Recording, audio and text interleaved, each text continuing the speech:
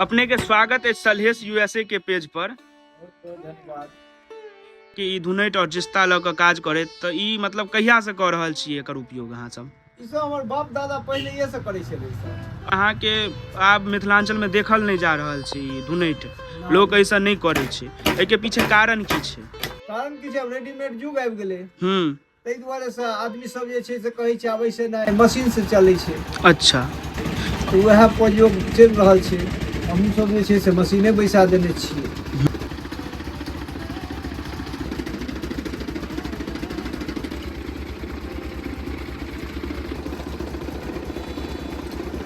रुइया जे छै से तकिया के लेल सर जे दर्द करैत रहै छै ने, तकिया में जे बना के लै छै पब्लिक, फायदा कारक चीज छै। एक नंबर मिथिलांचल में मानल गेल छै, एक नंबर रुई भेलै। एकर जे छै से अगर रजाई बनायल जाए तो 15 साल 20 साल के गारंटी छै। शादी के रुइया देखियो होइए ई छियै, जहिना अखन बिछा देबै तहिना बेड पर में एकदम बिछाल रहतै। ई मतलब भ गेल सिम्मर के रिफाइन भ गेल। अच्छा, ई सब जे छै से तकिया में जे छै से यूज कैल जाइ छै।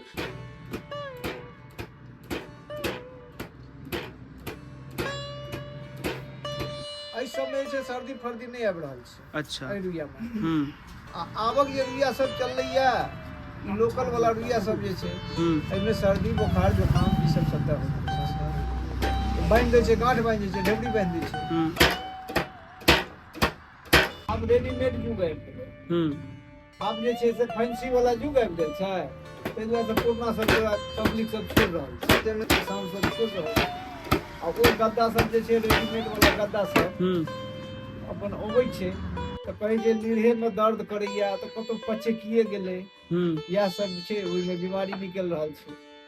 आ ई जे पहिलुका जे छलैया शादी के रूप के, ई सबमे कोनो बीमारी नहीं छलैया, इहो बंद भ गेलै।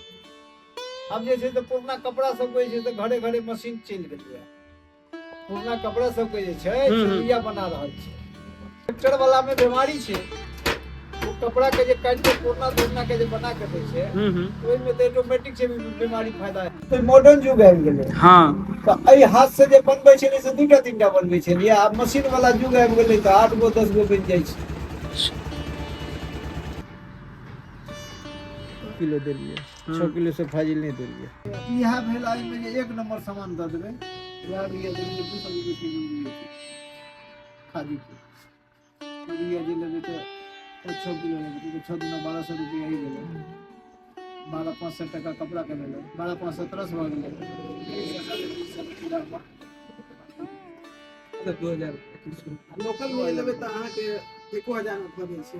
लोग के ओरिजिनल कपास के रुई चाहिए और कम्बल चाहिए, सीरक चाहिए, तो ओइ लेल कतऽ आबऽ पड़तन लोग के?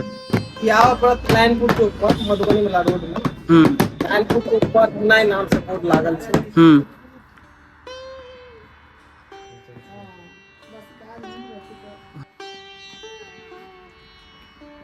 बहुत बहुत धन्यवाद अहाँ के, हमरा सबके कला के आगे देखेलो हैं।